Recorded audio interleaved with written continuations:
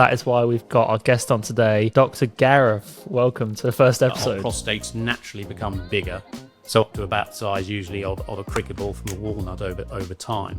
A cricket ball, did you say? The size of a cricket ball. Wow. You can die with prostate cancer, but not of prostate cancer. What is the importance of that early detection, and does that affect the survival rates the earlier you kind of catch on? Hugely. The other thing men worry about, obviously, is the rectal examination and their finger up the bum. You know, there's so much that you don't actually know, and it's actually really interesting. We're early on into the podcast and already going, wow, it's so amazing. It doesn't take much to impress us. Hi everyone, welcome to the Check My Body Health podcast. This is our first official episode. Our first one. Yeah, so bear with us. This is the first time we've done a full episode, but we are really excited. Yeah, we've been looking forward to this for a while now, and we're glad that we finally got a full episode coming as well. Yeah, definitely. So I'm Connie, I'm on the social team here at Check My Body Health. And I'm Ben, and shock, I'm also on the social team here at Check My Body Health. And before we get started, we want to say we're not claiming to be health professionals. Yeah, however, that is why we've got our guest on today, Dr. Gareth. Welcome to the first episode of the Check My Body Health podcast. How are you, Gareth? Oh, yeah, fantastic. Not nervous at... Nerves are good though. Nerves are a positive emotion, so I don't think that's a bad thing. Okay. It shows that you care. It shows that you care about the podcast. So today, the episode is based all around prostate health awareness, because we've been doing a social media campaign based all around raising awareness, because it's Prostate Health Awareness Month in March. So we've been doing lots of videos, raising awareness for all the different things that you can look out for and everything. But we wanted to do a full podcast episode on it, because I feel like there's lots of different things that we can talk about around the topic. So, and that's why we've got Gareth here to answer some of our questions for us. So thank you so much for being here. No, thank you. So Gareth, you're here today to talk all about prostate health, because it is Prostate Awareness Month. However, who is Dr. Gareth? So I'm Dr. Gareth James, qualified back in the early 90s. I've been a GP partner for about 23 years. I've also worked in community hospitals. I've also done work as a community surgeon in vasectomies. Wow. I now I'm on the medical advisory board for Check My Body Health, and hoping to improve people's health and accessibility to getting the best information. What was your favourite part of your career so far? Because I feel like it sounds like you've done quite a lot. What's been your favourite part? What's been the highlight? Apart from being on the channel. Yeah, so apart from being on the first episode. Please. I don't know. I've enjoyed lots of my career. You don't want me to go on about vasectomies. I'm famous for my vasectomies, basically, because I run national audits on that and getting papers out at the moment. So that's infamous. And for people out there, what actually is the vasectomy? Vasectomy is male sterilisation. That's going in and clipping the little tubes that come away from the testicles that carries the sperm. So stop you having children in the future. Well, what made you want to become a GP in the first place? Now you're saying you're renowned for that, but what actually started your career, would you say? Always wanted to be a GP. No ideas why. First medic in the family. It's just a career I always wanted to do. Went through medical school and became a GP. Loved it. But have you enjoyed the whole thing? Is there been parts that you've not enjoyed? Well, I'm not really doing much general practice anymore. I just do locums. I stood away because the demands and the expectations of the public were getting increasingly difficult, plus the workload. So I had to make some decisions for my own mental and physical health to step back from that sort of job. So I take my hat off to all the GPs still working very, very hard out. Is it a proper demanding job, I can imagine, intense? And I feel like you're taking a lot on as well. You're hearing lots of different stories and you're dealing with lots of different people. That's probably quite intense for, like you say, like your own mental health as well. Yes, absolutely. Yeah. But there's nothing better, I still think, than knowing a family so well, seeing the babies born, looking after the grandparents, and having that whole community feel of being their family doctor. That's still the strongest thing about being a GP in Britain. I love that. That's really so that's like what you want to hear. Think about that, do you? No, but then when you think about it, like you see the whole kind of journey as well, which was really nice, and like you really connect with little people. Kids growing up and then having their own kids, all of that. Oh, it's almost what makes the job worth it, I guess. Oh, that's nice to hear. Oh, perfect. Well, obviously we've got you here today because, like we said, it's Prostate Awareness Month. So why is Prostate Cancer Awareness Month so significant? Well, it's very important, basically. Prostate cancer is the biggest cancer of men. It causes the most deaths as well of cancer in men. And about 1 in 6 of men will develop prostate cancer at some stage in their life. So it's a massive, That's a crazy statistic. Yeah. massive problem, really, that we need to get on top. I think it's not highlighted enough. That 1 in 6 as well is something that I feel like not a lot of people. I didn't know about that. I mean, 1 in 6 people is kind of crazy when you think about it. Yeah. It's age dependent. So under about 50, you know, it's not that common, about 1 in 450. But once you get older, then it's going to more likely happen, I'm afraid. Yeah. That's why it's so significant, and that's why we're covering it and everything. So let's get into it. So what is the prostate and what does it do? So the prostate is a little gland about the size of a walnut that sits at the base of the penis deep inside. And the job is really to produce a fluid called seminal fluid, and that helps the sperm move and get to the right place, basically. So yeah, it makes the seminal fluid to help lubricate the sperm for movement. It's more like you don't, when you think about it, I don't actually know what it is. Like all the little individual parts that, Yeah. The other thing with the prostate is that through the middle of it has got a little tube called urethra, and that goes from the bladder through the penis and out. So that's what you wee through. Oh, okay.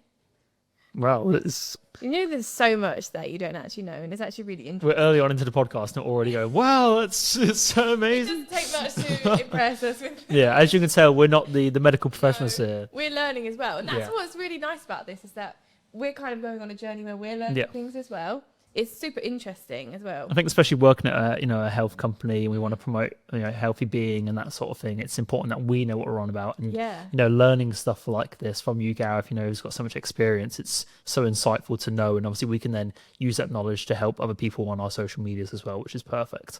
So let's get into some common prostate health issues that some people need to be aware of. So, as we said, that the tube that you wee through goes through the center of it. So as we get older, our prostates naturally become bigger, so up to about the size usually of a cricket ball from a walnut over time. Wow. As that's getting bigger, it's therefore squeezing on the tube that's running through the middle, A cricket ball, did you say? the size of a cricket ball. Wow. So you'll get problems needing to go for a wee. You'll have more need to go, urgency. When you do go, you'll be standing there for a little bit of a while before it then flows, and the flow rate won't be so good. So a good test is you stand at a urinal. If there's a fag down there, you can move the fag around. You wee. If you can't do that, then yeah, you've got Well, a great. core stream. And what sort of age does that start to happen? My sort of age, yeah, sort of 50s up. Can we ask what age that is, Gareth, please? Age reveal? No? Late 50s, yeah. Okay, no, please. Not then, we're not be specific.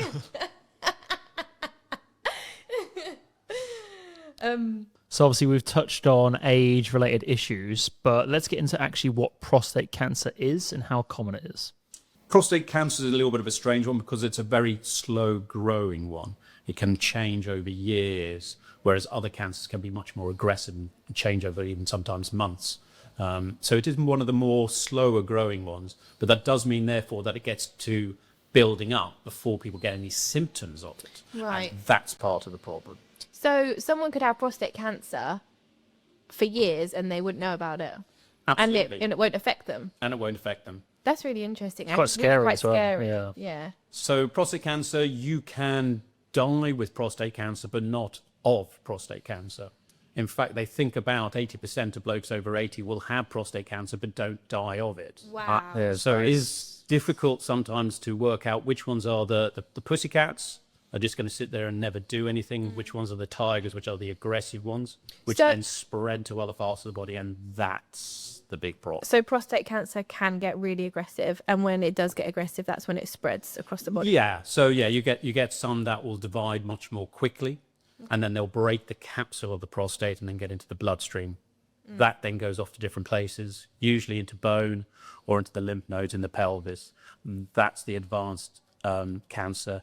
Life survival of that is not brilliant, so you want to catch it before it's broken the Yeah. capsule of the prostate. What causes the cells to divide like that and get out of control to actually cause the cancer? How does that happen, or is it just something in your body that just makes it happen? Well, yeah, to a degree, it is just potentially one of those things. Age makes a big difference. So as we get older, more chances of, as I say, developing prostate cancer. Your race can be a difference. So you're African or Afro-Caribbean, you've got to double the risk of prostate cancer. You double the risk of dying of prostate cancer. Family history. So if you've got a first-degree relative, such as a brother, a father, who has prostate cancer, again, your risk is increased with that. There are other things like all cancers, being overweight, not having a healthy diet, smoking, they can have differences. And then there are some genetic ones as well, like in the breast, there's this BRCA2 is similar as well for prostate cancer. Wow. So what are the early signs or symptoms that men should look out for? Because you say 80% of people over the age of 80 don't realise that they've actually got prostate cancer. For those who are in the 40 to 50 bracket, what are the early signs that people should look out for? So it's an increase in size of the prostate. As we said, the tube goes through the prostate, so as that gets squeezed due to the increased size, so it's not going for a wee so easily. Poor control when you are there, so it's a little bit less strong. Hesitancy, but also more worrying would be things like blood in your urine. And if you start getting pains around the lower part of your pelvis, because those are showing that things have moved on and progressed, those are the more worrying ones. So say if you had, when you say a relative, so say if you were, your dad had prostate cancer and you were a son, and say you were like 25, it wouldn't develop then, it only develops later on. Yeah, later so on. It's not worth checking when you're... Not at that age. Okay. But if you've got a first-degree relative, you should be thinking about it somewhere between the age of 40 and 45. Okay. I think the big thing with prostate that I would tend to recommend is get a baseline when you're younger. So then you have the measure. Yeah. Okay. Because if you have your first one when you're 50, because the prostate test, the PSA, which is a protein, that will change as your prostate gets bigger. So it's produced by both normal cells and cancerous cells. Right. So it's going to increase up with your age. But you want to track. Well, if you take it when you're in your mid-50s and it's raised, you don't know whether that's always been raised or it's slowly been raised or it's suddenly got raised. So you want to track it over time so you can see that. Absolutely. That's really interesting. I think not many people would know that. It's good just to get that baseline fix, and you can see if there's been a... And then you check a year or two later and if it's suddenly jumped. That's when you need to seek action, I feel like a lot of people just think it's like a one-off test. You go once and you have it or you don't, and it's okay, that's fine. But it's interesting to know that is something that you need to frequently kind of do and check in on. Yeah, it certainly wouldn't. Depends on the level that it is. Obviously, the lower it is, the less often you have to check it. But at the same time, it's an easy test. Yeah. Get it done once or... Well, talking of tests, what tests are actually available? Because I feel like a lot of people think the only test that's available is going to like a doctor or a GP. But what tests are there out there for different people who want to try different things regarding testing? So we are very limited on the prostate. So a lot of the research going into prostate is finding a good test, because as we say, a lot of people can have prostate cancer, but it never causes them a problem. How do you tell between the pussycats and the tigers? We don't have an effective way of doing that. The PSA is in some respects a better test when you've been diagnosed as prostate cancer, because you can track it, see what it's up to. But having a high PSA could mean that you've just got an enlarged prostate or it's got an inflammation in there. It doesn't necessarily mean you've got the cancer. Oh, so it can be enlarged, but that won't cause you any harm. Okay. So it's more a case of the only test we've really got is the PSA at this moment. So you can go to your doctor and ask for a PSA. You won't get one on the NHS until you're over 50, unless you've got some symptoms. Okay. But here at Check My Body Health, we've got your prostate test. Simple blood test that you can do in your own home and post it off, and that will tell you whether it's raised or not. So we actually have that test to the side of you there. Here's one we made earlier. Yeah. Yeah, do you want to open it up and maybe talk us through the test? Yeah, so this is our prostate at home self-test. Yeah. And the main reason we wanted to develop this is so that I feel like there is quite a stigma around going to the doctors and, getting that, finger at the bum. One of the big worries for blokes well, first of all, blokes don't tend to go to the GPs anyway. They're far less frequent. Why is that, do you than men. think? Because blokes tend to like to hide things and think Yeah. about it tomorrow and Yeah. be open talking about things. And that's what we are trying to encourage here. Absolutely. I feel like it's very much just like we'll get on with it sort of Yeah. feeling. And it's, it's finding the time, I've got a hard work, commitments and all of that. And the other thing men worry about, obviously, is the rectal examination and their finger up the bum. But that isn't done that often in some respects. Just because you're going to go for a PSA, your GP may not do that. If your PSA comes back raised, then he or she will probably want to do that. But what do they do instead of that then? Would they do a blood test? Just do the blood test. Just do the blood Yeah. test. See, I think personally, I thought, and I feel like a lot of people might think the same, that the only way to get it checked before was to have that examination. There wasn't a blood test. Well, we were talking about it here at the office earlier, and that's what everybody thought, when it's like, no, it's not just that. Like, Yeah, exactly. And I feel like that's why it's good to have this conversation, because I feel like a lot of people don't know how it's actually done, and that's maybe why they also ignore it, because they don't realise that's not the case. Yeah. Because they're worried. If you think about what you're actually examining, you're only going to feel about, I don't know the actual figure of this, but you're probably only going to be able to feel about a quarter to a half of the prostate. You're not going to be able to get round the back of it, so to speak. So, you could have a bit of cancer on the bit that you can't examine. So do they do scans then, or is it a biopsy? Yeah, so Can happen? if your PSA comes back as raised, then those are the next steps. Right. So MRIs have come into the fashion over the last few years, much more. MRI the one where you go in the full body machine? Yeah, Yeah. makes lots of That sense. one makes me Is that the feel one so where they? claustrophobic. Is that the one where they put you in it and then they run out the room? Yeah. And say it's safe. Yeah. We were talking about this the other day, weren't we, with x-rays. It was like, I've had x-rays at the dentist, so I had a back x-ray, and you're just laying there, and then suddenly they all run out the room, and you're like, Yeah. They're like, this is perfectly safe as they sprint outside. Yeah. where are you going? Don't leave me. But yeah, the ultimate way, though, is through a biopsy. Okay. That is That- still not the nicest thing And to that's a do. camera up Yeah, your bum. Yeah. right, so. Which I think that's why a lot of men try and avoid going for that situation. Yeah, so it's scared about going, what will be the next steps? Yeah. Again, with biopsies, you're normally taking quite a number of biopsies around the prostate because you want to hit the area that might have the cancer. So you could have a cancer and still not come back with a positive on the... When you have a biopsy. biopsy, they put you to sleep. No. Not always, no. Because my dad had bladder cancer and he had to get the same, like the camera. And yeah, he said before he had to stay awake for it because it's not always a put to sleep sort of thing.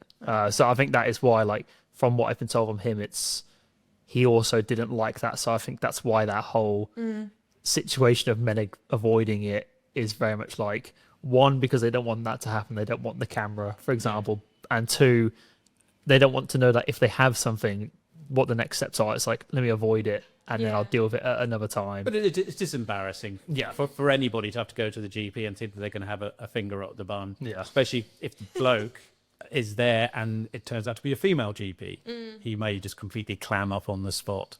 Oh, but it's all...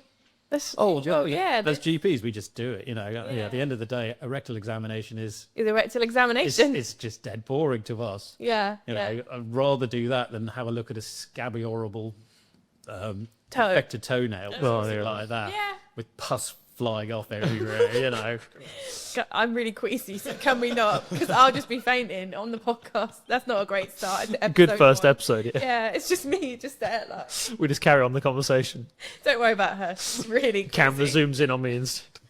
So the kit, did you want to go through the kit? Yeah, talk us through it. So this is our home prostate self-test, which retails $14.99 on our website. And I think what's perfect about this one is the at-home part. You know, it's you don't have to go out. You haven't got to book the appointment in, and that fear of looking at the calendar and it being tomorrow. It's whenever you feel comfortable, you can just do it. Or even trying to get an appointment as well. Yes, At the doctor's is Ring the really doctors hard up at 8:01 and they're all taken already. Yeah, absolutely. in a queue of 15 people. So this is the little device. You've got something to prick your finger. So it goes in, start drawing some blood. Little bit of fluid that goes into there, followed by your blood, and then you'll get a reading, 1 line, 2 lines, depending on whether it's raised or not. And obviously then- if it is raised, then it is worth going to see your GP. So we had a chat earlier, Gareth, when we were going through this test, and we said that if the number is above 4, then it'll be raised on the test. So there is no numbers and it will on be this. Positive on here. Okay. It can be, they say, up above 3.5, but definitely if it was over 4, your PSA, then it will be positive. Okay. And then the next steps after that is to go to the doctor. Yeah. Now, these are tests for anybody who's got no symptoms, as we said, or if you have symptoms as well, as you know, if you are having urinary issues. Those, I would say, if you're having urinary issues, though, I would still be planning to go and see your GP to discuss it. If you've got no symptoms and this is coming back as negative, fine.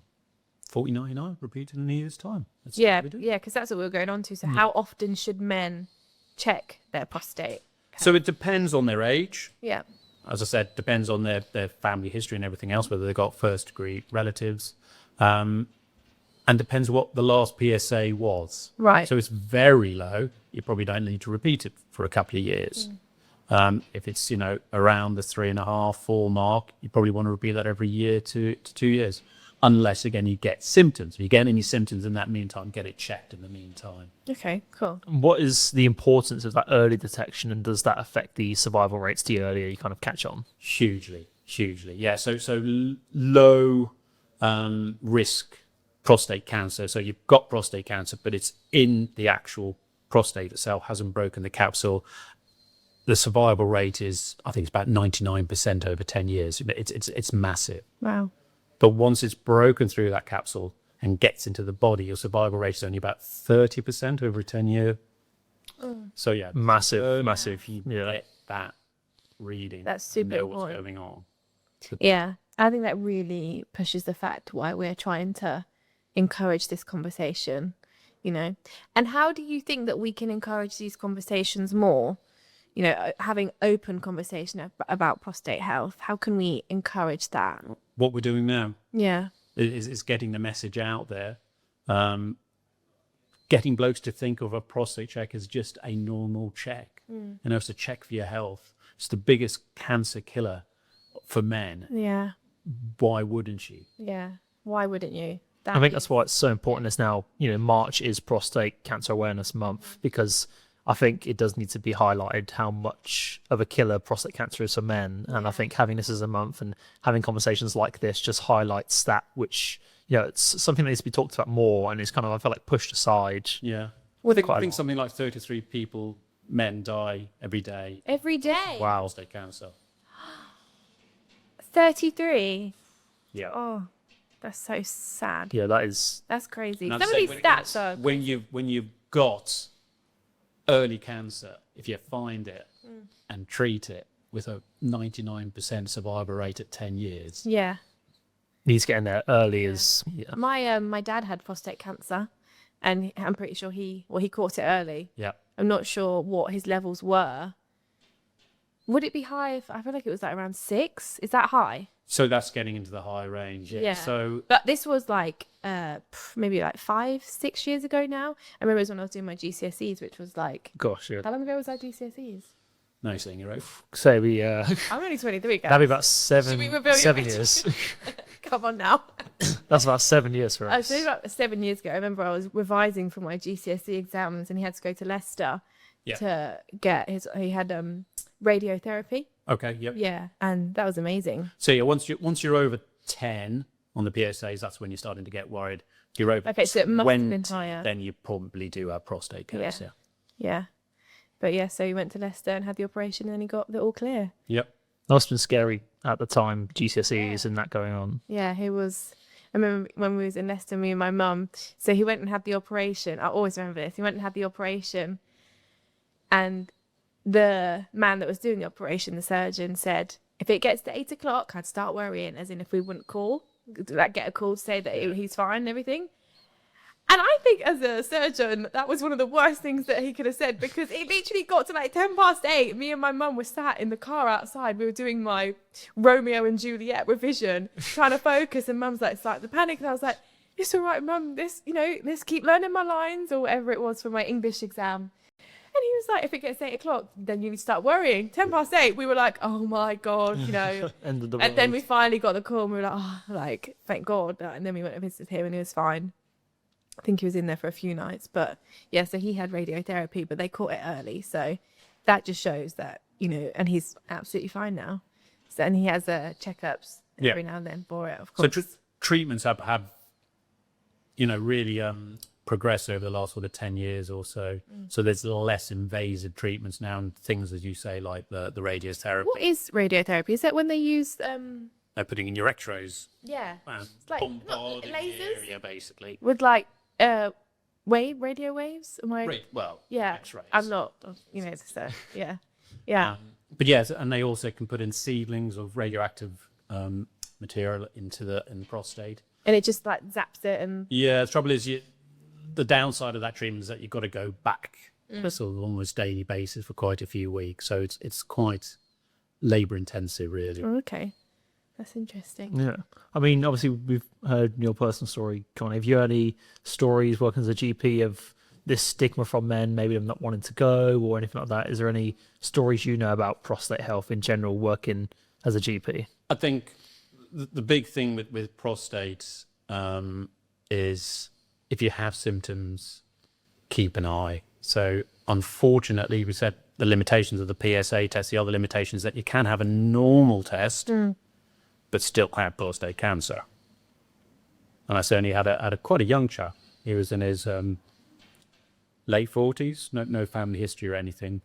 And he was found to have prostate cancer, and he just kept pushing it because of his symptoms. And in 40s, saying, I shouldn't be having this. He was in his late 40s? Yeah. Wow. And his PSA was normal. So he's very much into getting out there and saying to people, you know, just because it's normal, don't let it ride.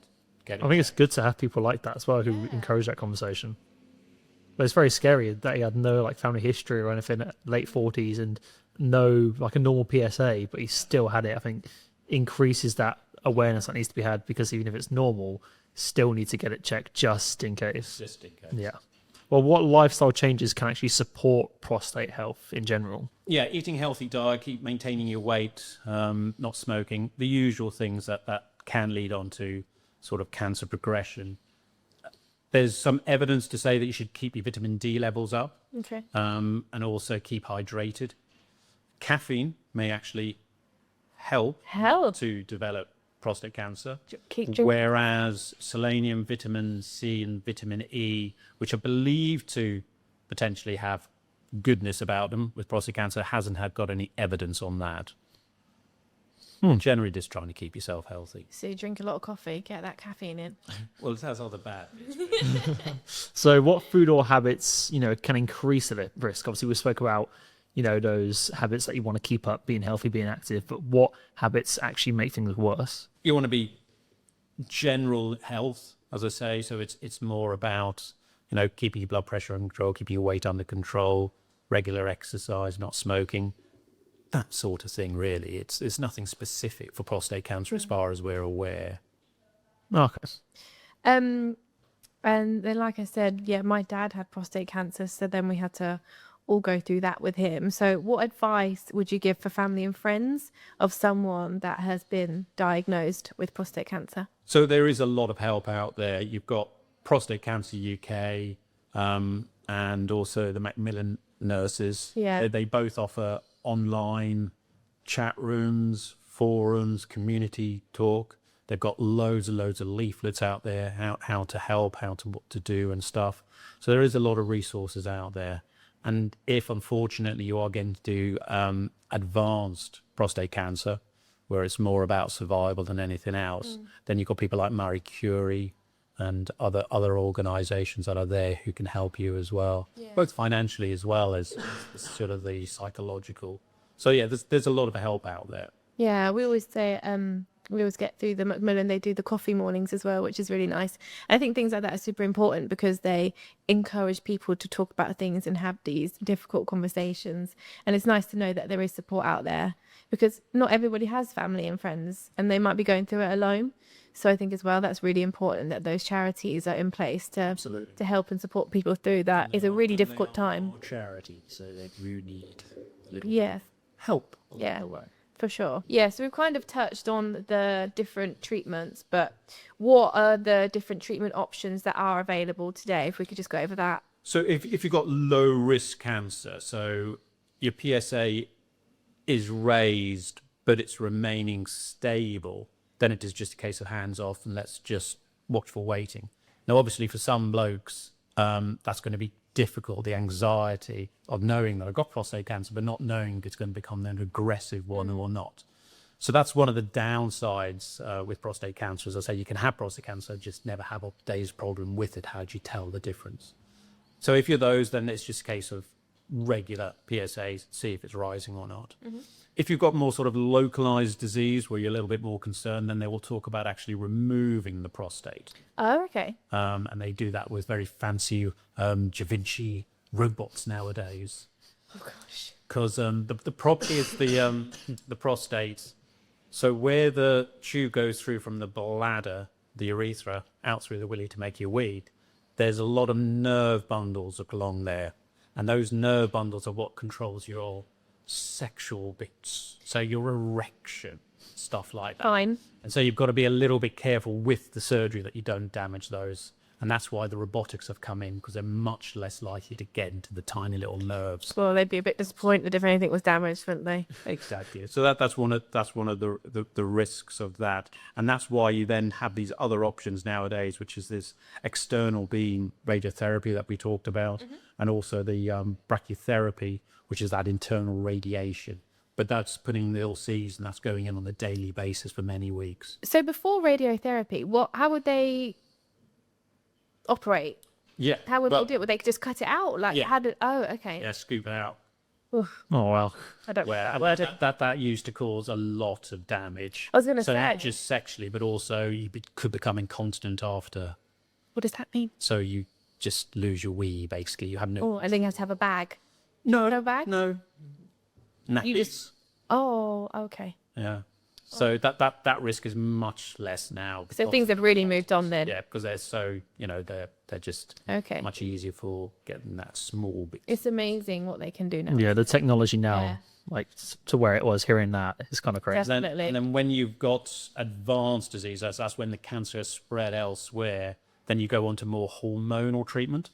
So us blokes, we have testosterone in our body, and testosterone, unfortunately, accelerates prostate cancer. So it doesn't cause prostate cancer. If you've got high levels of testosterone, it will accelerate the growth of it. So for those people, what you're trying to do is you're trying to stop the testosterone. So you give them a hormone that basically shuts off the testosterone. The trouble with that is that it's a bit making the men not so men. You lose muscle. You put on more sort of fats. You lose your libido, so you're not so interested in actually getting an erection. Then also becomes harder. So that is a tough one, but you're taking that to survive.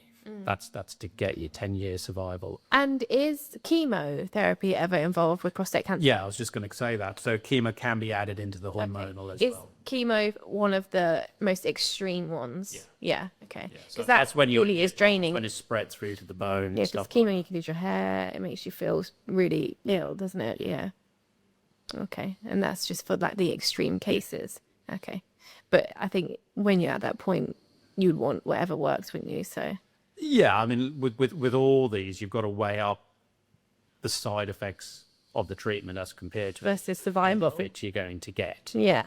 So some people will quite rightly say, I don't want to go through all of that. Yeah. I'll take it in my steps and I'll just cope with it. Yeah. And that's totally fair enough, isn't it? Yeah. As long as you've discussed it and talked around it, Yeah, sure. everyone's able to make their own decision on these things. I think it's good that there's so many If it's options. right or not, it's their decision. Oh, of course. Yeah. It's their As health, long it's as their you're journey. giving them the right information to Yeah. make that informed choice. Yeah, absolutely. I think that's quite empowering as well. Yeah, Absolutely. like with so many options available as well. Like there might be one option where you don't want to go down that route, but because there's multiple options, you can choose kind of what works best for you and what works best at your stage as well. You've got lots of choices Yeah. there. And just because you make it one time doesn't mean to say don't then change your mind later on. Yeah, of course. Yeah, exactly. And you've got the freedom to change your mind too, which is super important. Well, to sum up, obviously we spoke about everything regarding prostate cancer, prostate awareness. What would you say, Gareth, kind of about that awareness? What do you want people to know? What's the key takeaway from today? I think the key takeaway is to know that prostate cancer is the biggest male cancer killer. 33 blokes die every single day of it. It shouldn't be therefore ignored. We should be talking about it.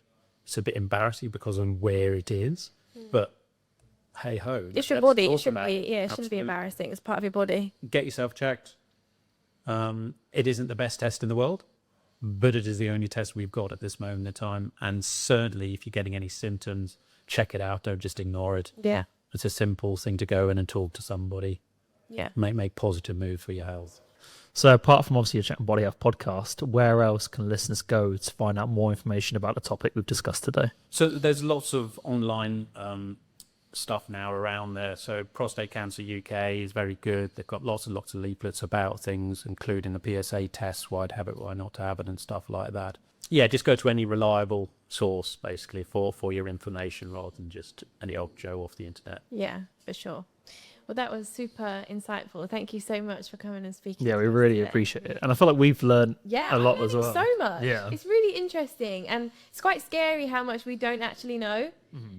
And I'm taking this in as someone that doesn't, I'm not a doctor and I don't know all these things. So I think there's going to be a lot of people that are, in the same position as me and Ben. I'll speak for myself. But we don't know all these things. And I think it's really important. You've got a boyfriend. I don't you'll probably have a husband at some stage, and he will get older. Yeah. And then you can tell him this information. And then I can say, do you want to listen to my podcast with Dr. Gareth? Yeah. You can say, go back to episode 1 all these years ago. Yeah, absolutely. All the way in 2025. Okay, so to finish off the episode, we wanted to ask every single one of our guests that we have on here, what is one piece of health advice that you live by and you want our listeners to know? Pressure. Move more, eat less. You are what you eat. Okay. Wow. Do you live by that? Yeah, I try. God loves to try. What did you have last night? Oh, it was beers and curry last night. Curry last night. Curry club. Yeah, but it's all about balance, isn't it? Life is all about balance. Absolutely. Moderation in everything. Because you've got to enjoy life. Yeah. You can't just... Life is to be enjoyed. Yes. But you've got to be careful as well. Yeah, enjoy those bits. But they're enjoyable because you don't do them all the time. Yeah, exactly. Otherwise, it takes the enjoyment out of it if you have them all the time. Exactly. So, Gareth, thank you so much for coming on the podcast. Thanks for being on the first ever episode. Very first one. It wasn't as terrifying as I expected. Have the nerves gone down now? Have the nerves? Yeah, okay. I was nervous as well, but I really enjoyed this. Yeah, I think it's gone. What we're saying is that it's been informative, but also entertaining at the same time. Yeah. We've learned, but we've had a laugh, and so I've really enjoyed it. Yeah, and that's what we're trying to do. We're trying to make health.